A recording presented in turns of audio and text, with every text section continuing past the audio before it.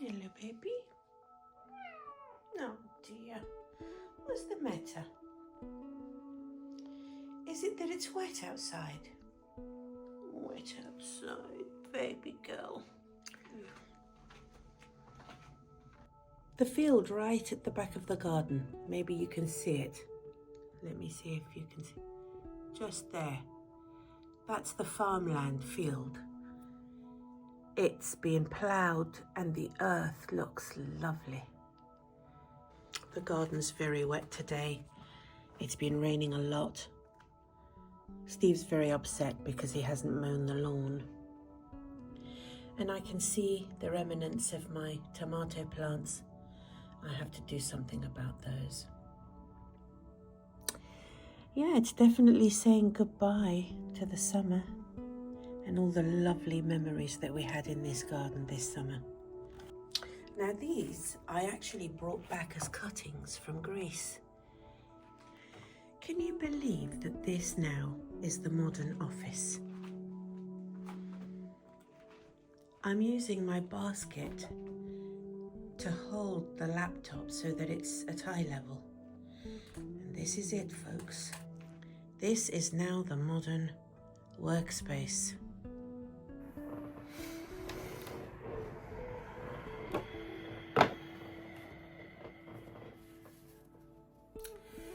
Yeah, routines are definitely my friend. I tell you why I'm in the mess that I'm in as far as routines go. Let me tell you in all honesty, okay? I mean, we have been chatting for a while now. When I was a child, I had a very unhappy childhood. By the time I became a teenager, I became what is known in the modern world as a rebel. And I developed this idea in my teenage years that anything like authority, structure, routine, discipline, I just reacted against anything along those lines. And I continued my life with as little of those things in place as possible. Now, as a 55-year-old woman, looking back, I dare say that probably the reason for that is that the way my upbringing was, that those things were introduced to me in a very negative way, that didn't jive with me at all, that made me feel very stifled, with no freedom and no ability no agency, no control over my life. I was very much brought up in the way of, well, you do what you're told, and you're having a strict upbringing, you know. But unfortunately, my my development has actually stalled. It's kind of like a post-traumatic response to a very difficult situation in my teenage years, and I know it was difficult. You know, I can't believe that I've lived all this time, and it's taken me all this time to come back round again. If you don't learn the lesson at the beginning of your life, you will keep coming back to it until you learn the lesson. That is a very strange fact of life. So I now say to myself, routines are my friend. The reason that routines are my friend is because I don't need to reinvent the wheel every single time I need to make a decision. And what that means is I don't need to go into my disordered thinking every time it comes to making a decision about my eating. And that's actually what we're talking about here. We're talking about eating routines and weight management. The weight loss bit has been done. Actually, I probably need to go down a few pounds, but which I can do. It's weight management that is now important. I have to come up to present time, as the Scientologists say. And I think because I now have a stretch of working weeks now until my next annual leave, this is a block of kind of routine life. You know, my days are very similar. My working days, my working week is going to all look one like the other. There's no point trying to think up of dishes to eat during the week, because one menu for 1 week can be repeated 4 times for the month. Put 3 of those months one next to the other, and you've either got weight loss, if that's what you want, or you've got steady weight maintenance, if that's what you need. I kind of need a bit of both, but let me show you something funny. Hold on a minute. I've been meaning to show you this for so long.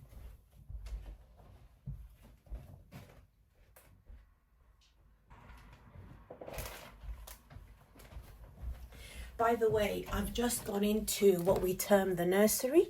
We've actually made a little nursery for the granddaughter. Now, I'm going to wear a Raquel Welch wig today. I was just going through my videos last night, as I do from time to time. It's a really great way of documenting, you know, the last few years. And I came across that review and I thought, why don't I ever wear her Real Deal? But then I also remembered that I'd said to you that I wanted to show you something. Now, I'm going to describe it. This is a brunette real hair wig that is extremely inexpensive from Temu.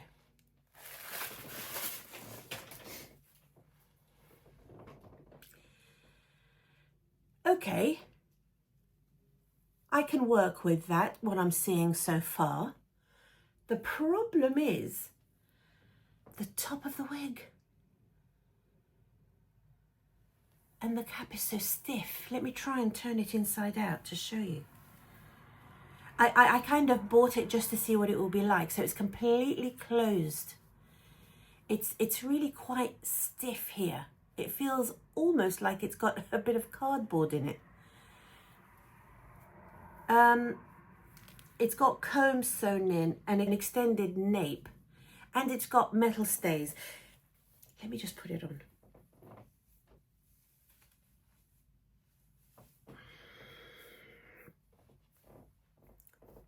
I mean, I don't have any makeup on. So it's quite a big cap. I can feel a little bit of give here at the top. If you had a hat on, say, or a hairband or something, and people were just seeing this bit, it wouldn't look too bad. Maybe a little bit of fringe like this.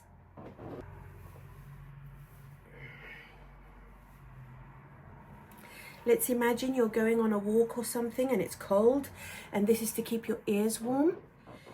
Now, it's covering that top bit, and okay, the colour is kind of, it's interesting. I mean, it looks realistic because people's hair colour isn't always that great. I mean, it's not as great as those synthetic wigs you see. Very few people our age can actually manage colour like that. But look, it's very, sort of the hair kind of lies really, really flat on the top of this. But the most unbelievable thing about it, where did they get the hair from? Isn't it a shame, okay, that this hair feels incredibly soft? Isn't it a shame that somebody gave up their hair to make this? What do you think of it? Does it look awful? I mean, I would never wear it because basically you've got a little point here and all the hair comes away from that point. It's not realistic.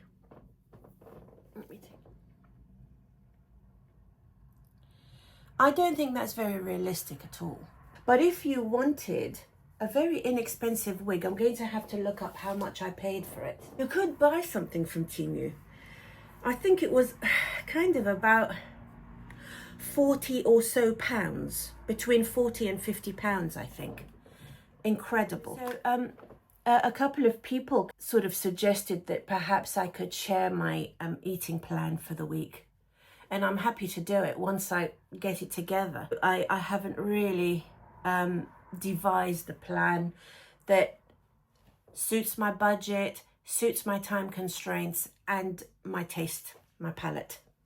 That's what it takes for me to retain my equilibrium and not plunge into despair simply because I've taken my eye off the ball of being prepared and knowing what's happening now and what's happening next. That's really useful.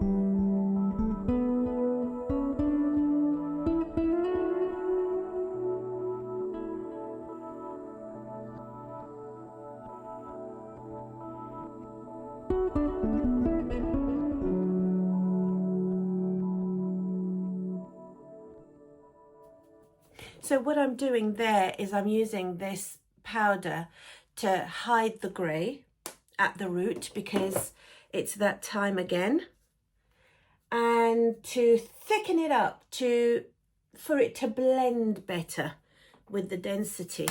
So I'm thickening up my own hair there. It's almost 9 o'clock.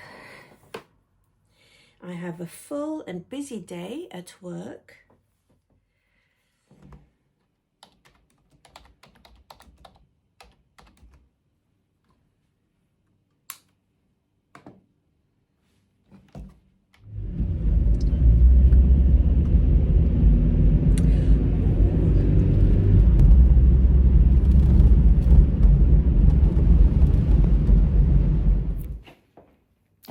Well, there you go. It's the end of my working day. And I must admit, I've really enjoyed wearing this Raquel Welch Real Deal. I had a meeting with my manager last thing, and she said, oh, now what word did she use? She said, oh, that looks sassy.